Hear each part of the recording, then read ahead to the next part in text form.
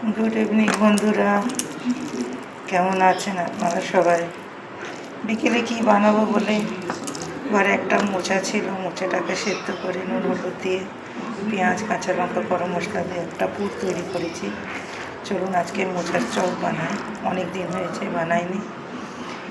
মোচাটাকে ভালো করে সেদ্ধ করে নুন হলুদ দিয়ে মশলা দিয়ে কষিয়ে একটা পুর তৈরি করেছি। পুর দিয়ে তৈরি করার পর এমনি এমনি গোল করে গঠন করে চপ ভাজবো। চলুন চপে কী কী লাগবে দেখি।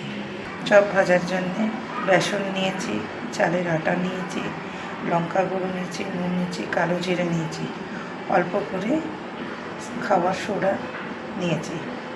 এটা দিয়ে একটা ব্যাটার তৈরি করবে। তারপরে আমরা সব গড়িয়ে রাখা মোচার এটা গুলে বানাবো। চলো